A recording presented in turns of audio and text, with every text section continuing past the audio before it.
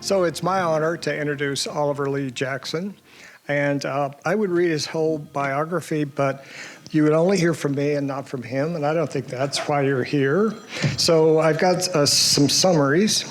He's a painter, he's a sculptor, he's a printmaker, he's a draftsman, and he's grounded in figuration. So all of those things are grounded. He's exhibited his work for 6 decades. Let that sink in for a minute. 6 decades of exhibiting work. He's got artwork in the permanent collection of an unbelievable list of first-tier galleries and museums worldwide. So let me just list a few of the first tier.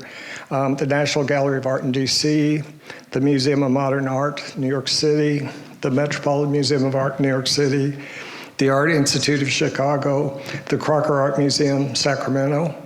See what I did there? We actually have 2 paintings of his. One's on exhibit now. It's in room 309. It's a beauty. It's one of his early works. It's afterwards, please go up and take a look. He's had awards galore.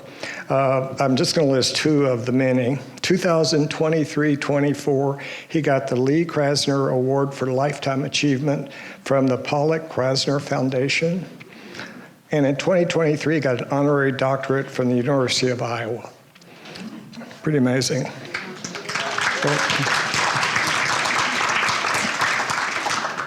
This past summer, he exhibited 5 large painted steel sculptures on the High Line in New York City. Those sculptures were fabricated here in Sacramento by Capitol Ironworks. You know, Gwenna Howard, Dan Howard, Ian Hart, those folks had a great time working with him and fabricating those. He's got upcoming shows at his galleries in New York and in London. And in San Francisco, his work is represented by the Riva Branston Galleries, and Tricia Branston is here today. Tricia Branston. Okay, there's much more information about him. You can go to his website. You can Google Oliver Lee Jackson. Be sure to include that Lee. His website is oliverleejackson.com. So with that, Oliver, you're on.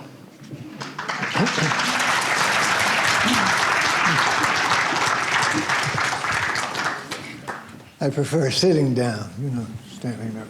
I can stand, but if I stand here, I feel like it's lecturing, and these things confine you to, they just, so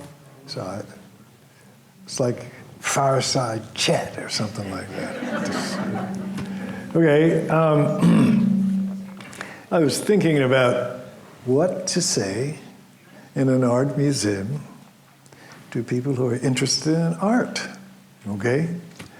Well, at this time, to be honest with you, I don't really know a lot about art, but I know something about making a painting or a piece of sculpture. I said something. I didn't say all of it, just something.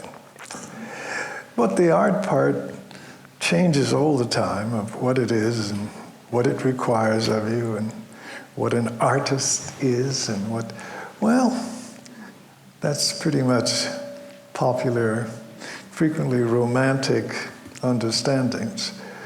But I have a factory that I make things in. And I mean factory, but I'm the one employee and employer. But I say that to make a distinction, since I've always, for a very long time, certainly have been involved with quote-unquote art institutions, but I was always dealing with people who make things. I was training people to make things.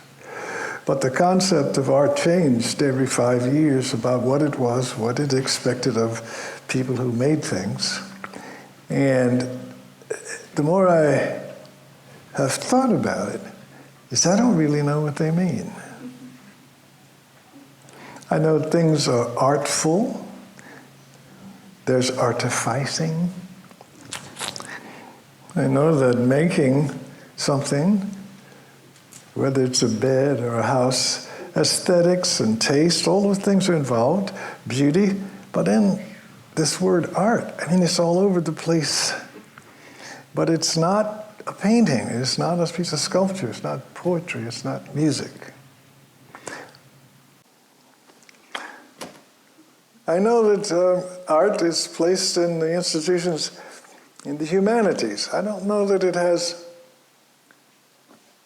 an understanding of humanity. I do know that all the quote-unquote arts that covers actual things are for human beings.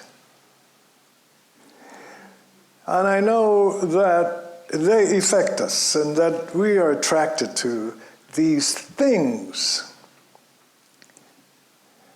And some of us are deeply moved and like to be in the environment where there are these things. And a museum is a place that has a lot of things. And they are interesting things. Whether one likes them or not is not really the point, that one wants to be in association with them. That's wonderful. I think that's wonderful. To come to see things that are not necessarily practical in the sense that you could sit or eat at the table. You understand what I mean? So that's really nice, because these things will anybody's eyes will do. The thing about things is that they're not as prejudiced as we are. When I say that, I'm not talking about race. Let's not go there. I just mean prejudice, and since we have biases. And we always, this is normal, I think, to expect what we want. But in coming to a place like this, there are many things that you've never seen before, the first time. And so it's important that you engage with these things in this place, and it doesn't cost, I don't think it does, to see them. It's not a place of selling things, it's a place to see things. And I want to make one more distinction that it has to do with what people call art, is that seeing is interesting. Just seeing, to have sight. Perception is another thing entirely. And it's difficult, the two things. The one thing you can depend on is seeing.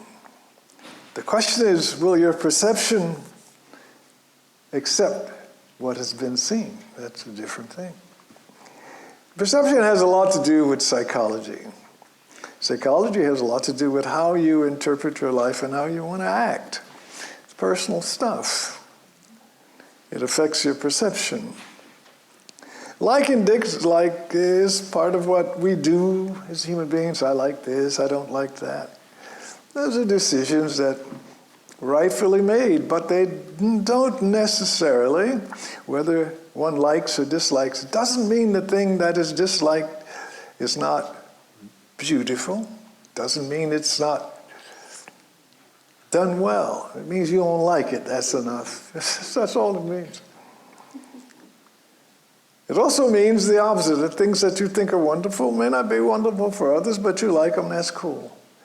So you're deeply involved in your likes and dislikes, and we have to be careful not to try to make them universal. And groups of people get together and they try to make out of the group universal standards for the rest of us. So I would be careful about that. Okay, enough of that. That's pretty much what I would say. So I'm in an art museum, and I was always attracted to museums when I was small. It was a place that I was just attracted to. I had no sense of knowledge, art, any of that. But I just loved to be in the place, still do. It's so much to see, and I was excited. I was quite small, so that was nice. Also, I can tell you that when I was quite young, and that was not long ago. No, just kidding. But the first time that I was in a real studio, a working place where they were making paintings. And I smelled for the first time linseed and turpentine and oil paints. It was wonderful. It was just, I really am serious. It just, so, and I didn't know anything about art. I just knew I was already making pictures, copying and stuff like that. But I didn't know what art was. I didn't care about that. I cared about just making these marks and making things and copying things. So, anyway, now as I've said before, now that I've been at the making process, I realized that the word art eludes me. I mean, it doesn't stand still. Like I said, philosophers talk more eloquently about it, but there's never a thing in the books, not an image of anything, just words. There's a separation here. I do not believe that the works in the museum are intellectual. I think they're things to be seen. I do not think that the stories that attend them or the histories make them valuable to you except intellectually, but I don't think that's the point of them. And I'll try to explain what I mean. Well, so this is sort of what I mean. There's something called experience. And we all have, I believe, experiences. And experiences are, of course, always relational. It's always, to have an experience, you engage with something, some phenomena, something.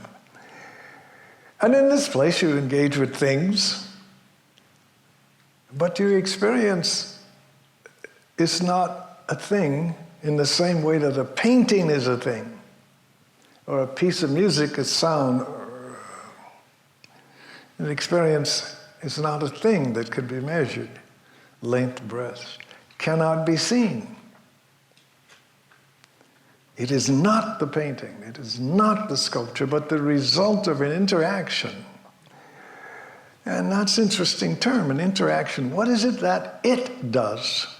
And what do you do? It's a two-way street. You receive. How does it give? For visual things, it enters in the eyes, to the inside. The sense organ brings in images. This is interesting. That's seeing.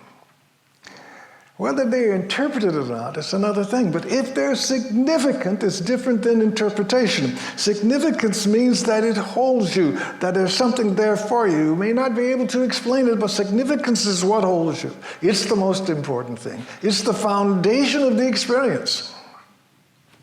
It's kind of obvious. You tend to stand before the things that in some way attract you. And if they have great intensity, they hold you. You're experiencing. And that's magical because whatever the thing is, the Grand Canyon, sequoia tree, a painting, is able to hold an adult, to hold your attention, to focus you, and make you change in a way that's difficult to describe. I'm not talking about interpretation, what you think it means. I don't know that a sequoia means anything. It is. Meaning doesn't seem to encompass the effect that it has on you. I would suggest the Grand Canyon either. I simply know that when I saw it, I was in awe. That was a state of being, not a meaning. It was significant to me. It really held my attention.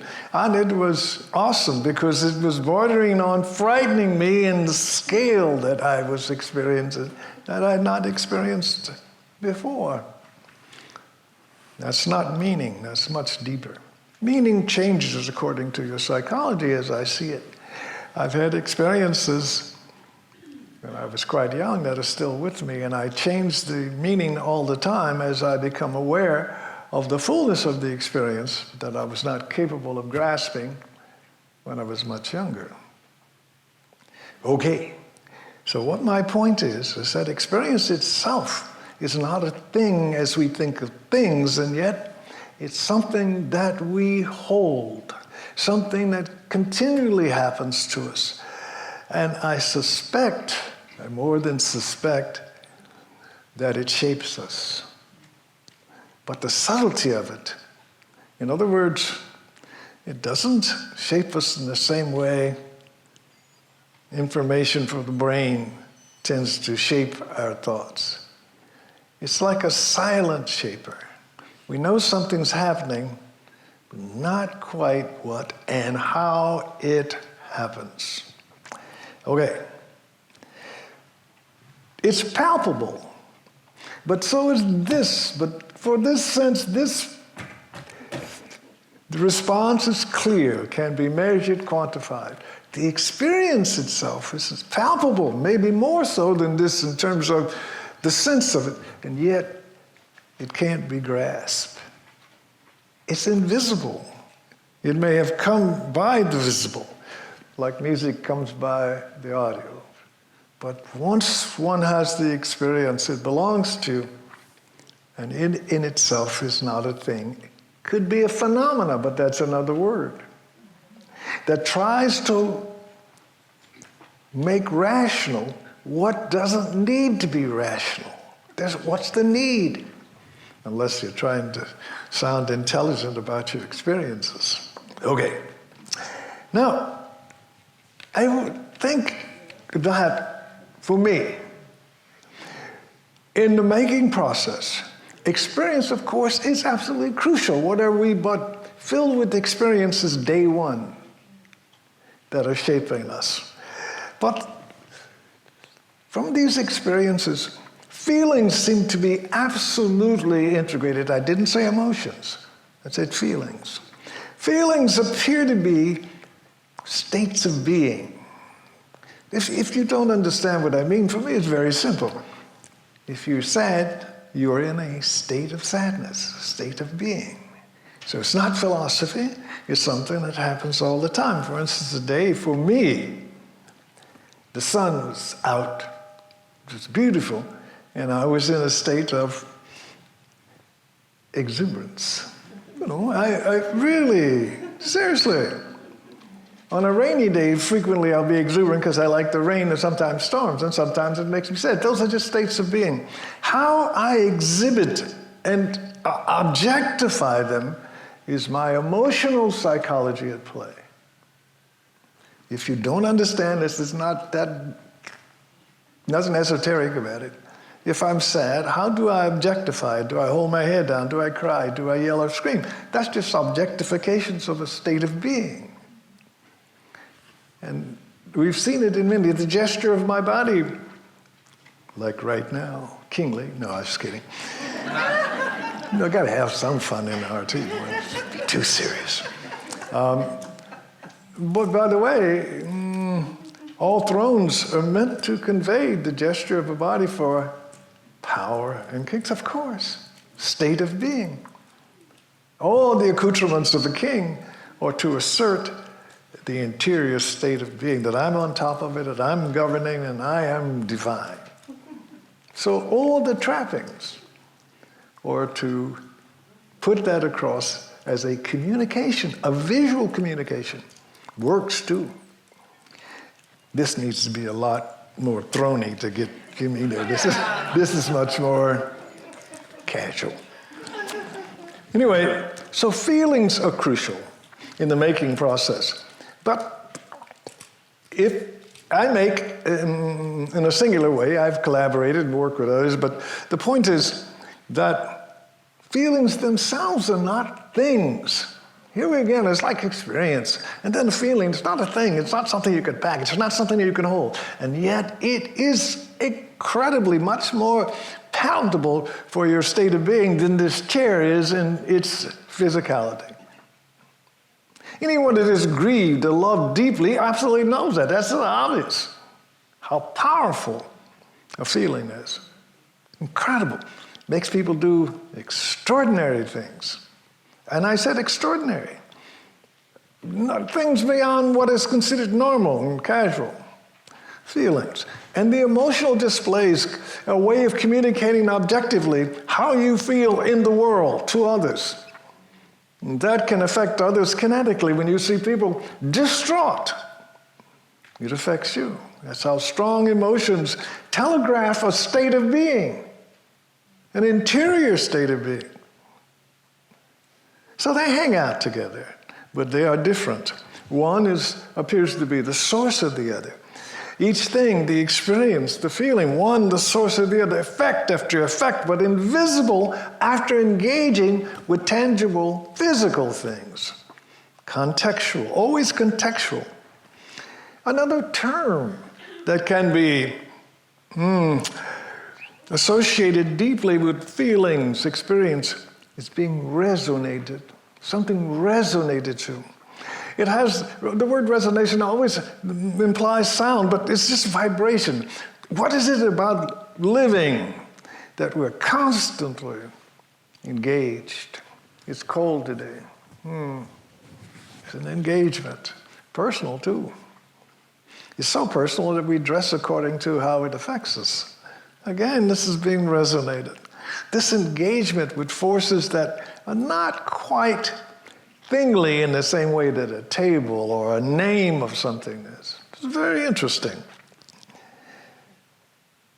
If you are resonating, do you resonate? Well, of course we do if we're conscious of it. We give back constantly, but we may not be aware of it. It's very hard to have when two people are together, to have a one-way conversation, regardless of who speaks.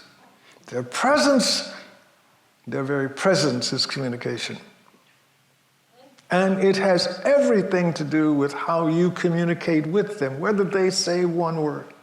Anyone that's had a person that was ill and could not speak and laying in the bed, you could feel their presence apart from whether or not they could talk.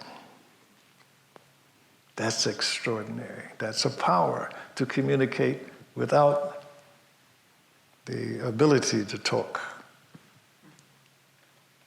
Well, it's obvious. It's so obvious. These things, the presence of a person, you don't have to know them. You can meet somebody for the first time and you always feel their presence. You see their body, but you feel their presence. And sometimes their presence, when you have friends, is more intense one day and less intense the next day. This constant change in engagement with it. Again, the invisible things, the things that are not, that are very palpable, but not tangible, seem to be as forceful, if not more powerful and effective than the effects upon us of tangible things that are responsible for intangible feelings. Again, the sequoia. For me, I remember seeing the giant trees and just like the Grand Canyon, just I mean, they had me. I didn't have them. Terms come to you. You're always trying to qualify, and I was in awe. So here I go like a cathedral. It's not a cathedral. But cathedrals and the sequoias have something in common, that when you step into that territory, you change. It's not that the sequoias are like a cathedral. Of course they're not. But they make the same demand that a great cathedral does. You walk into this context and you are resonated only in this way. And so the feeling among the red roses is so unique.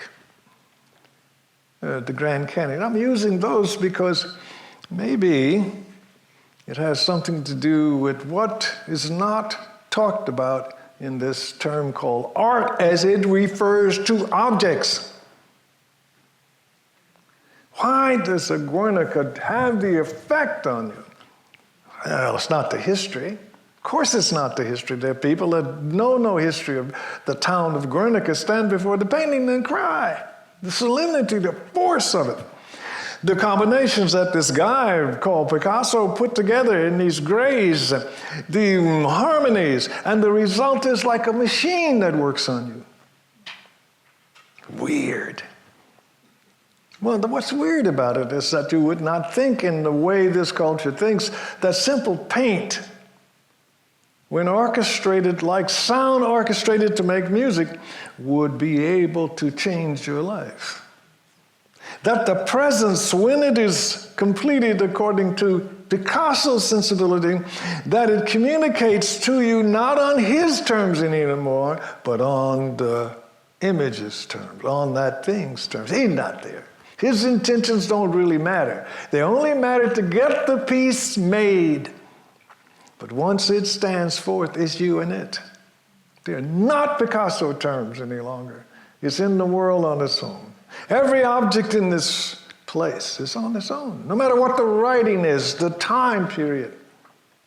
Think about it. If it has significance for you, it'll pull you, you'll go to it. And you may stay. You may return again and again and again. That is wonderfully strange stuff. I think it far exceeds all the philosophic concepts about art. They can do without things, talk, philosophy. But it doesn't seem that we can do without these things, these actual things that do this strange work. And it's strange work because it's not moving. The sculpture doesn't move. I know there's kinetic sculpture, but yeah. So it's something to think about. Okay, I got a list down here. Little tiny notes. Okay. In relation to what I was saying, is everything that I've said is contextual. The thing that's left out is the context. We are always, you come into the world, it's contextual. You're always in relationships with everything.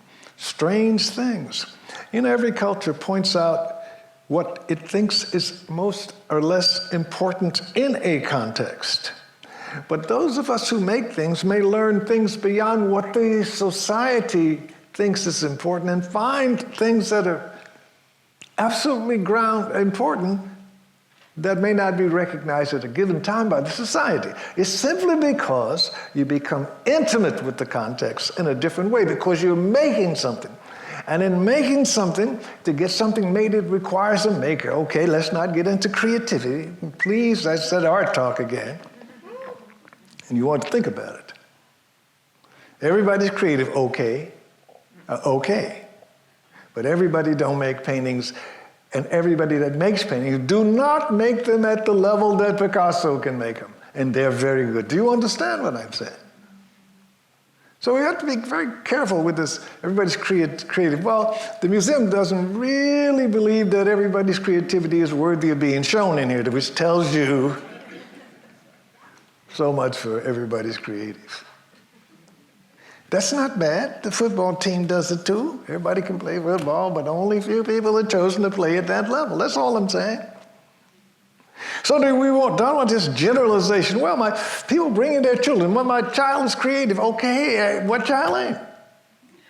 My child is artistic. Okay. Well, if you want to know if they'll become an artist, just wait. Let them show you by their persistence in pursuing the visual realm, as a means of communication. When I say communication, I'm not talking verbal communication. I can speak, I'm speaking now. If I'm using the visual world, the visual means to communicate, is what I couldn't possibly say. But I don't know. I could not define it in words. But my intention is absolutely sure when I'm making it, but not communication, a story. It's nothing like that. It's an impulse to make relationships.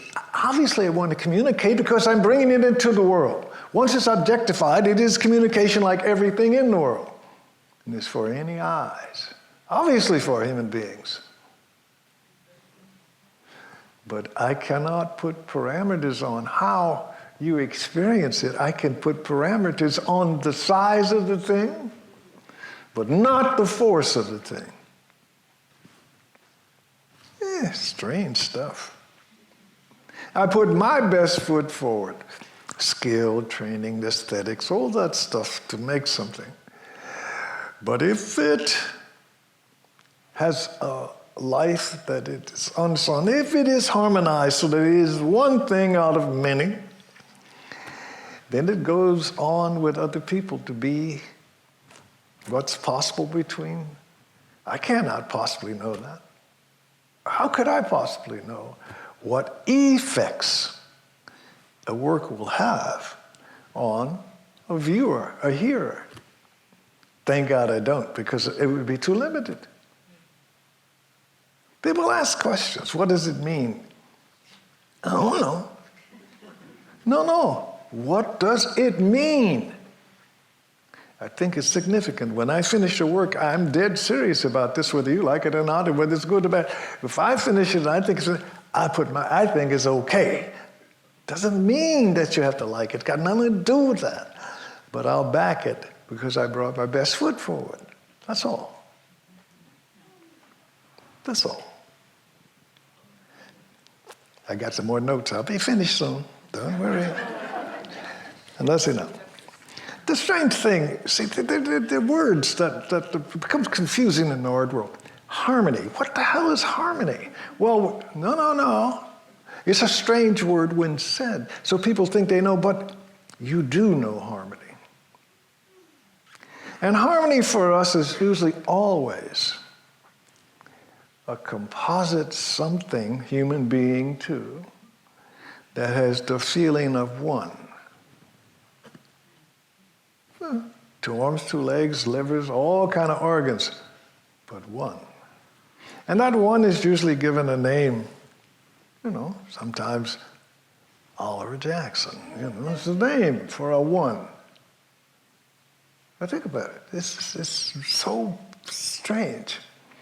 And there's a generality for Oliver Jackson, June, James, whatever their names are, called human beings. And then there's one, elephants. We give them names, but it's a generic thing for something that is common among them all. But what is interesting, is really interesting, is that there are harmonies. An elephant is a kind of sentient harmony, has this great look to it. Well, isn't it though? Who would mistake it for a horse, which has another incredible, such an extraordinary harmony that we attach all kinds of sensibility to it, passionate, elegant. That's how much it influences us. It's harmony. When you make a thing, the makers that I know, and I know a few, they're working for a harmony. It's their intention. They sense it.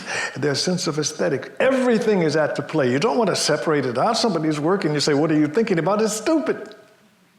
You're working. You're not thinking. You're one whole thing. Thinking and working become one. Not thinking that... You understand? People ask questions.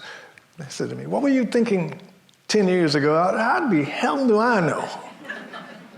Well, this is the result of what I did 10 years ago, yes, but now it is not thinking, it's a thing. I can piecemeal where I was, how I was feeling, what events were happening, but the making of it. When you're making something, myself, what mark is the most important? Which one? Well, I would suggest to you, everyone made, even the ones you remove. Everyone, it takes all of that to make it. I have this sense, lay people, that they want to be intimate. They can't be intimate with certain things. I'm not. I don't know why I was attracted to visual communication. Remember I said communication. I'm not talking about stories. I'm talking about putting something in the world that I feel I must for eyeballs. I don't know why. I started quite small. Why I'm interested, I don't know. I've heard all the psychological this or that. I don't know. And believe me, I've been asked a lot and really tried to answer it intelligently. There's nothing intelligent about it. All I know is I can do it. Thank God. I think I do. I'm trying to be straight. I think I do it well. I certainly am able to bring great intensity to it. No, I'm serious. That's my seriousness. Doesn't mean it's going to be good. It means I mean what I'm doing. But I'm a whole person. And so I'm not trying to sort myself. I'm not doing psychology on me. Somebody asked me in the university, well, what do you want to work in history? I go like, I'm not a historian, I'm trying to make something. You're a historian, you put that shit somewhere. Well, they will. Well, they will. They'll move it around. That's what they do. But they're talking to me like I should be doing work for them. I should be monitoring myself to help them. And here I'm busy trying to get this relationship right, this red next to this purple, and trying to get them to make a one. And they're asking me about what does that thing, one history thing. I want a history to think I'm great, but I got nothing to do with putting that together. What can I do? I'm very serious. Historians move us around like chess pieces. Sometimes you're in, sometimes you're out. If you think I'm kidding you, you'll hear very little about abstract expressionism because it's out. And then those are out. Then there'll be some back in, they're like that. That's what they do. They're sure of themselves too, because they make books. Books are so strong in people's heads because books have words. I don't deal in words when I make something. It's just trying to get across to lay people who have been shaped by these experts in the field where very few of them make anything, but they know more about it than I do. And I want to be clear, and I'm sidetracking a bit. Who knows more about Cubism than Picasso? Well, the writers think they do, but they didn't invent it. It's ironic. Think about it. They become the people who define Picasso. This is ridiculous. And he didn't call it Cubism. Just like African Americans did not call the music bebop. Some critic put that shit together, then it stuck. People like that. Dude, that's bebop. That's Cubism. What about that's a painting? Well, labels seem to make you secure. Now, children, they don't worry about labels. They are open. They're not frightened. Adults seem to need a label. What is it? Well, God, what is it? Well, it's a painting. It's just a painting. It ain't going to bite you. Well, it is, but what is it? You want to seem intelligent. Why? Because you don't want people to think you're dumb. But how could you be not dumb before something you've never seen before? The more you're intimate with it, the less dumb you become about it.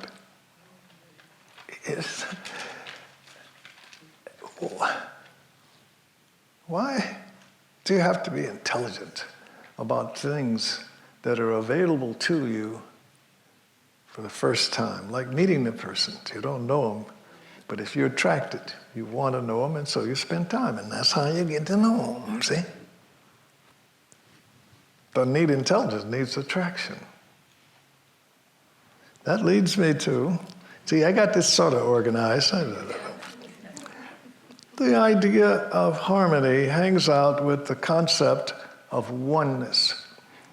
When you say oneness, it seems very philosophical. It's just what I said before. I'm made up of parts. We know that because doctors deal with our parts. I want to keep this clear. We're made up of parts. You break this, they deal with that part. But you feel oneness. And that is extraordinary.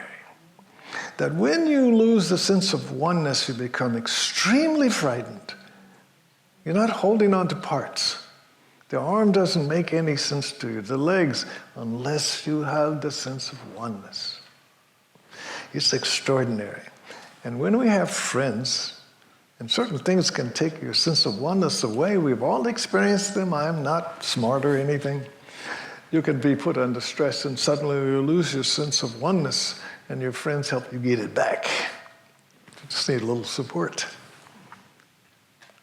You can be scared out of your oneness, and you have to recover. Sometimes people help you. Well, that's nice, really wonderful. But oneness is an extraordinary sense of self that sets apart from your physical changes. that sense of oneness remains. The changes, well, as we could see, we just always change. And we have our feelings about it, but change we do. Anyway, in this contextual sense of oneness, one of the things that in the making process you're doing, living is just doing. Even when you're sitting, I'm doing. You can't avoid it. Meditation is doing. The significance of your doing, it seems to me, is where you put the strength of your energy in. So when I'm making something, I'm bringing a lot of my intention with force. I do a lot of things, but not quite as forceful. That's my evaluation, my bias, Cool. That's my integrity for making it. I want to bring me to bear in a strong way. And many other things, I do not. I'm flaky on some things, other things, no. Okay. So I'm aware of some interesting things when I'm making. I'm making effects. Now, for those of you who don't make anything, you see things completed, you see oneness. In the making process, every mark becomes an effect that's got to relate to another effect as you make things out of things. And that's got to make a harmony that becomes one. But each thing, each mark, each push is a mark. And you've got to find the relationships. It's such an incredible thing. It's not thinking in the normal way of A is to B. It's not A is to B. It's A is to Z, H, M, P, R, concrete. It's weird. But the person who makes has the key to it. The key is not in the university. It's not in the training. It's in what the intention was from that unique person to what they want to rise up visually. Or the musician, what do you want to hear? So, this business again is slippery in terms of trying to straighten it out intellectually. It resists it. And it can be confusing. You can become cultured and know very little about making, or you may become cultured and miss the real impact because you've interrupted the reception of a thing with trying to pin it down or encapsulate it or be on top of it. People who are cultured with each other, well, I know about that. I can tell you this, and I mean it honestly. I have seen Rembrandt. It still amazes me. I can't sum it up. I know pretty much how it came to be, what tools, but the effect is really no summation. It's an ongoing. Charlie Parker, the Julius Hemphill. I've listened to their music for years and years and years. Can't be packaged. It's an alive thing. It's still vital for me. When things are not vital for me anymore, they pass away. That's fair too. It's okay. But the things that remain, I know that they still manipulate me in the way, and I come to them to be manipulated. Once I'm aware, I come to them. Play certain things because I've got to hear it. I need it for well-being. Ain't that interesting? Think about it. There's suddenly an experience that I need. I have to go to this thing, put that on, and that's what Beethoven and Charlie Parker. I got to hear it so it puts me back together. I like it. I'm not afraid of it. It's not intellectual. It's a need that I recognize. It's a relationship that I have to have, and I know where to feed myself. I know where to go. I don't have to intellectualize. I know. Well, that may sound mystical, but it occurs with every baby that lays against the breast of a mother. You know where to go. Every baby, elephant babies too. But it's deep. You're smiling, but it's deep. What is it?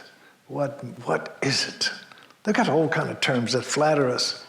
But every animal that's mammalian, they know something. There's some attraction. It's magical. They don't read books. Neither do our babies. So it needs to be thought about so that we don't become so enamored in the intellectual pursuits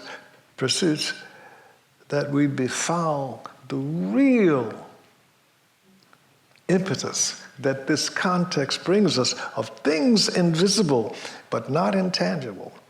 When I say not intangible, they're palpable but invisible, that we don't doubt them simply because they do not come in the formalized institutions called academies. That you have to trust yourself, that you're capable of engaging profoundly and deeply. You all sort of know it, but you frequently think that those who can culturally talk are more profound than you. And I do mean that. What I understand is I'm not more sensitive. I've been given that. Talk to my friends about it. They say, you're sensitive. I go like, about some things. How could I be more sensitive about the loss of my mother than you? Who makes that evaluation? Simply because I make a painting? Get out of here. No, think about it. We don't need that kind of praise. I'm pleased that I can make something that other people find significant. I like that. They say, I like it. And if they're moved by it, I go like, I like that too. It's so nice. But I'm not accounting for their experience. It's pleased that they honor me as the person who made it.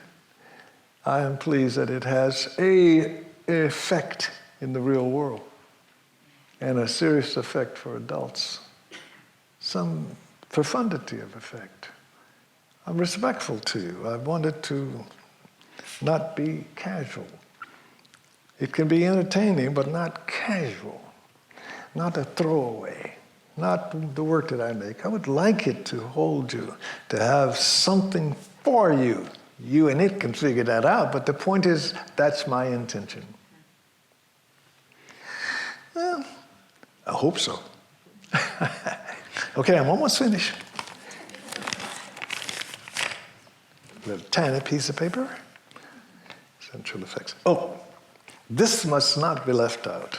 Sensuality. What would we do without it? Now wait, careful.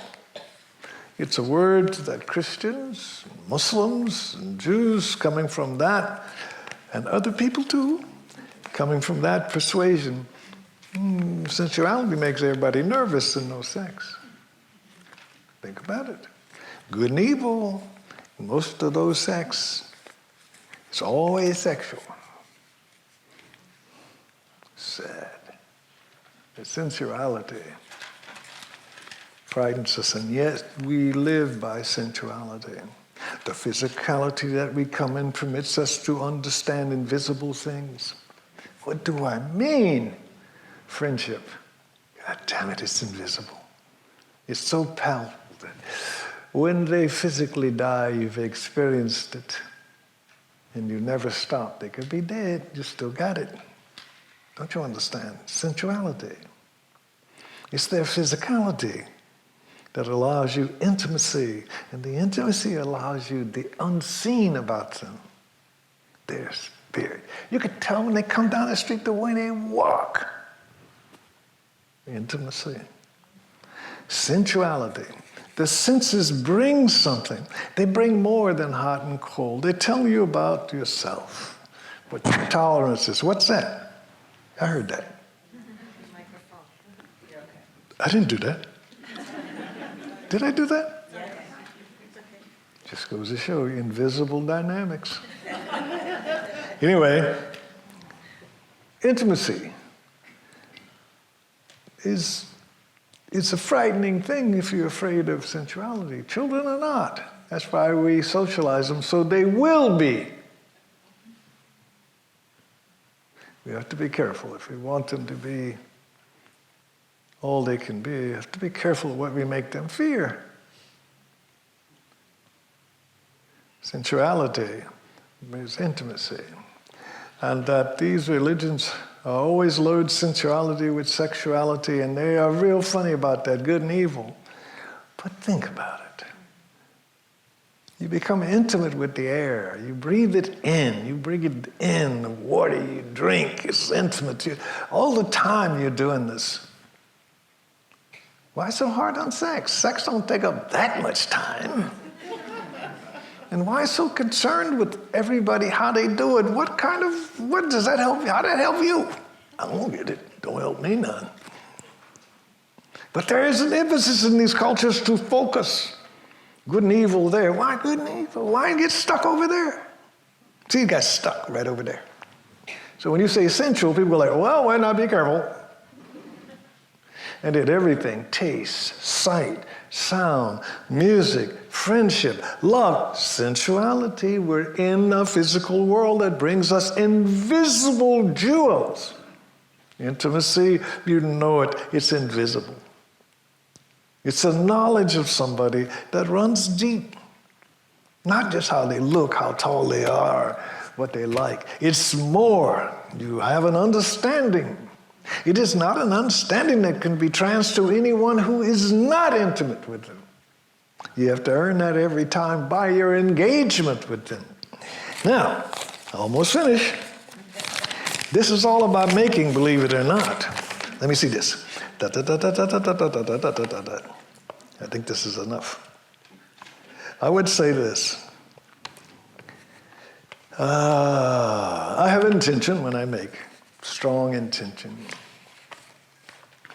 And I told you I didn't know why I was drawn to it, but I am. It's a strong way. I also began to understand as I got more involved in making how things are always in transformation, transmutation. These sound like words that you don't normally use, but you live that. I'm mutating all the time. I'm transforming all. We call it aging, just transformation. We depend on it. The day you're born, you depend on transformation, transmutation. It's what gives us great capacity. Always something in it for us. But this tells us something else. This flow, this flux of material changing all the time and producing capacities that are different. The capacities of a 5-year-old are not the capacities of a 16 or 20-year-old. So there's in the flux and the transmutation in the physical that you are able to have capacities to your use. Strange stuff again. Now, almost there. Anyway, maybe I'm there. That's enough. I think one more thing, always one more thing.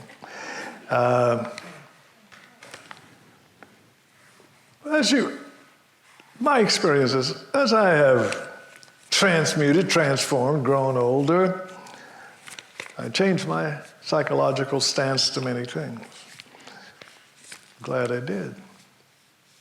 As I became aware by engaging that I could not hold the same beliefs and act on them as I did when I was 16.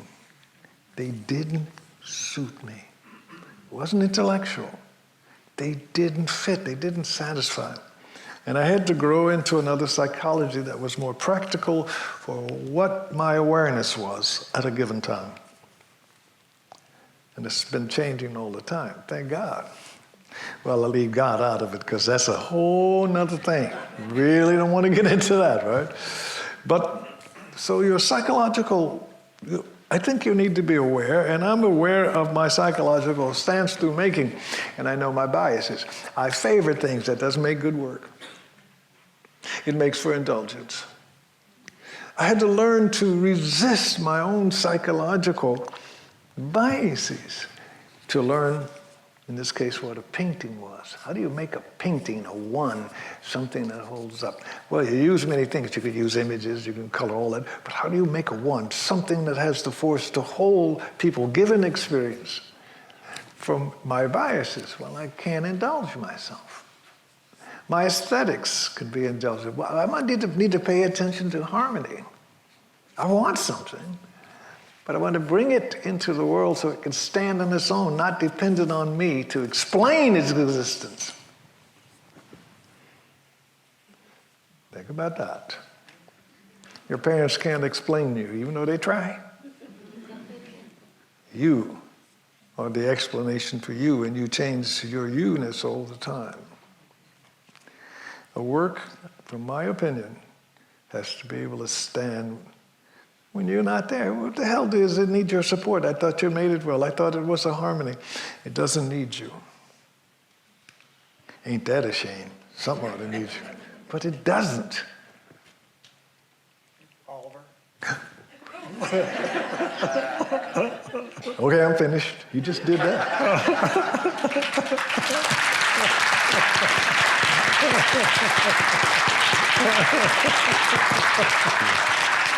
I can go down there now?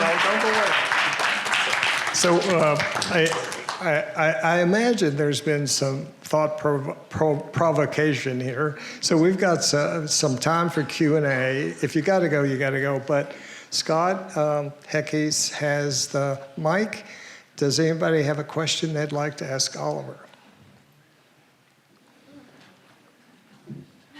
I reserve. Over there, here. over there, Scott. Size here.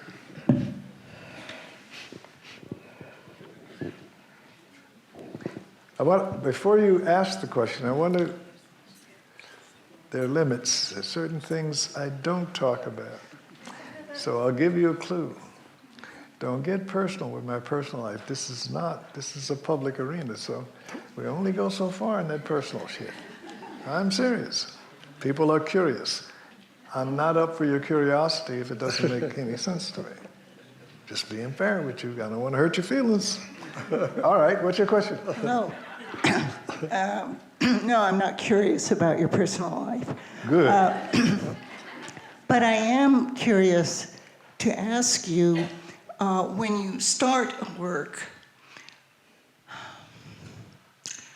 how much is a process for you of discovery? Say that again. I missed that. How much? Is a process of discovery as you work with your piece? Do you mean that I have intention, as I said? I have some concept. Okay. And let me finish. That's the portion that's available to me. It arises out of feelings. See? That gives the ambiance to it, what the feeling is. You know what I mean by ambiance? Yeah. You walk in a room and you could feel the ambiance. This room's filled. Okay, I got that clear. Now I got to make it visual. I got to objectify it. Mm-hmm. So I come up with it, that serves me. I like figures, so that I'll try to use them. But the point is, again, this ambiance. That's what the real point of it is. That's a painting. That's not just the images within it. So the question is, do I discover it? Absolutely, because it's not conceptual. I'm not copying something up here. I have to objectify it. I got some clues. But it don't work in the real world. It worked up here, but it ain't working out there. Then I have to discover how to make it work out there. So it's a learning process at the same time that it is fully intentional and directional, but I'm stumbling, so to speak, if you follow what I mean. Do you make mistakes in your... Come on, please, with that shit. Come on, of course I make it. Come on, you know. No, listen, wait. I am glad I don't look like I make mistakes when it's finished.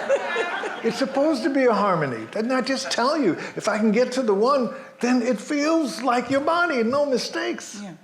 But the doing process, you're asking me, do you make things? Do you make things? Do you make things? Yes or no? I'm being straight with you. Do you make anything? Yes, I do. Then, goddammit, don't you make mistakes?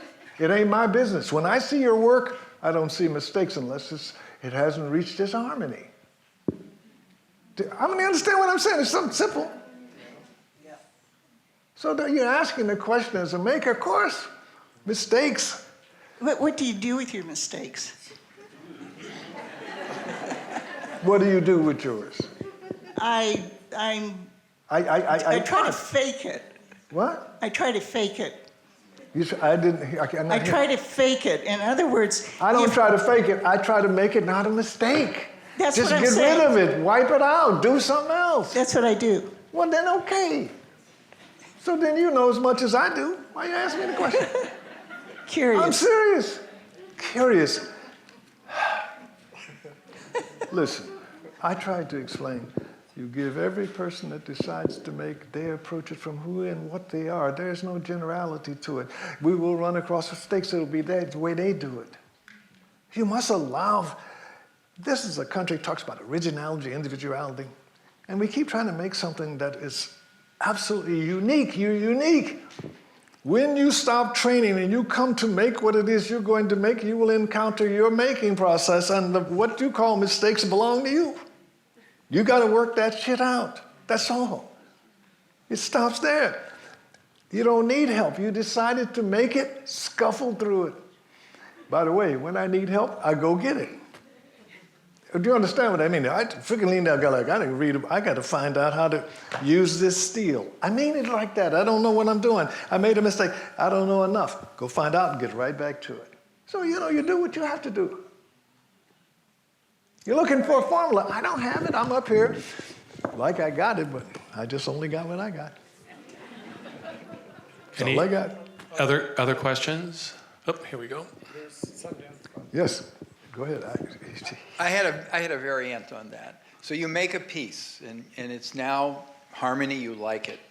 Maybe a day or a week or a year later, you come back and you look at it because now you've seen something else and you changed. Do you go back to your pieces and make Well, an I've destroyed adjustment? pieces. I thought it was harmonic.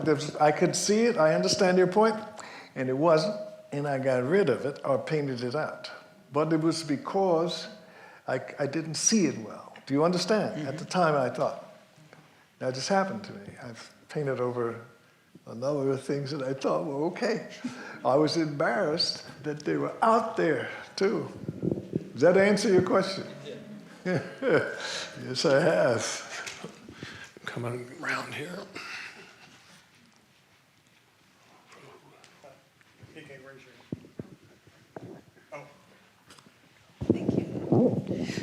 Have there been times in your life when you felt really low or dry, like you Yes. Don't go any further. Of course, I live just like you, of course. That's how life runs. Yeah. I'm just a human being, damn it, yes.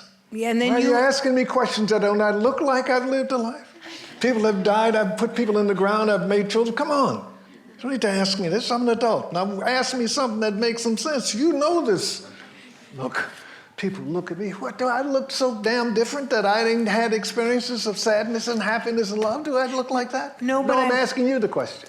Well, Do I look like I have... yes. You I look would like I have to not lived and had No, to... no. I mean, you would have had to have the experiences Thank you. to produce what you have. However, Well, everybody has to have it. I can't live without them. To make anything, you have had to be in a context. I tried to give it to you.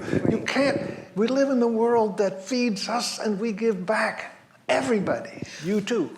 but sometimes you feel like you don't know what to do I with said your that. work. That's dumb. But I figured out anyway. I still want to do it. These things you know. Thank you. One here, and then I'll be right back.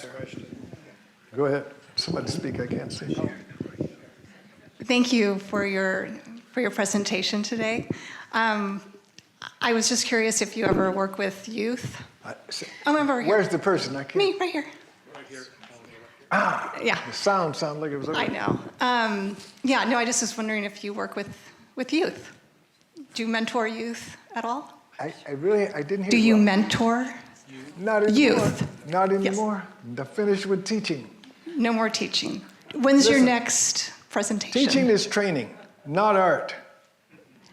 No, I that think you was- have a lot to give to people with what you've said tonight. We'll see. Thank you. We'll see. No, we'll see. I don't. What? I think you have to be careful of.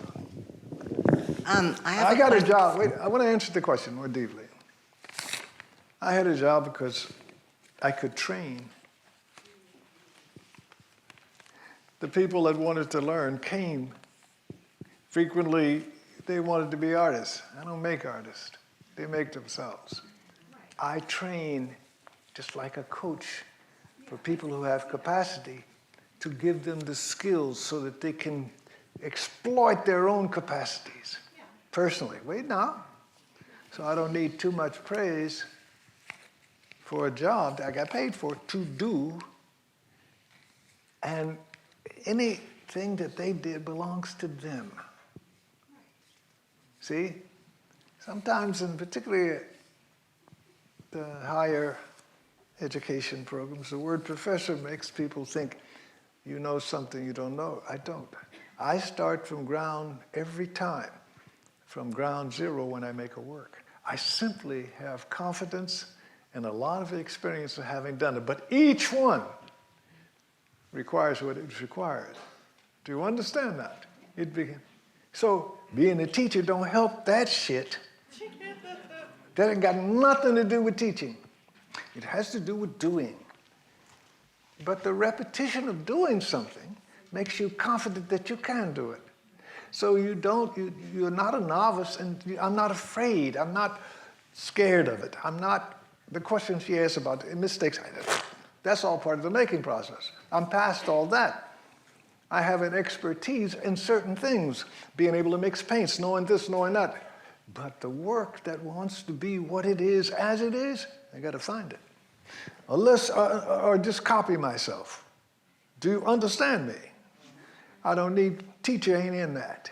And I want to be careful. I taught for a long time. I needed a job. I hope I did it well for the people who came, to give them skills, confidence. This is about the best I can do. Last question. I have a question about the sculpture. Where's the, I'm the last. Right here. Right here. you know, the sound is funny up here. Yes. I Yes. have a question about the sculptures Yeah. on the High Line. And I don't know if they were commissioned or whomever chose them. They came to your studio. But the question is, those sculptures change from your studio to the High Line because all the ambient atmosphere that's around them changes. And is that part of what you want people to take in? People take in what they want. It's not what I want people to take in. Remember that. It's not what I want. Once they're up there, that's the context. Well, I hope it works. I think it did. Now understand, I am not trying to overmanage the work. Is that what I want people?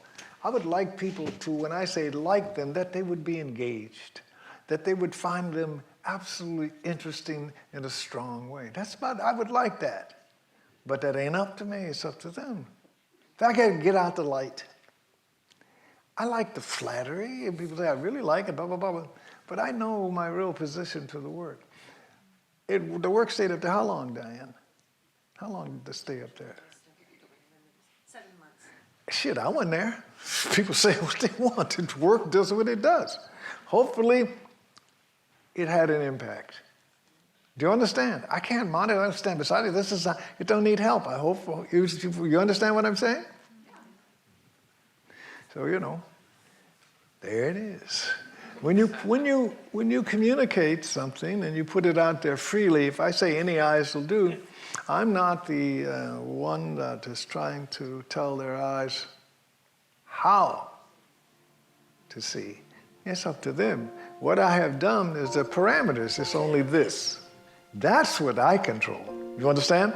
This tall, that high, da, da, da, da. I got that. Then it's yours. Thank you, Oliver. Thank you too.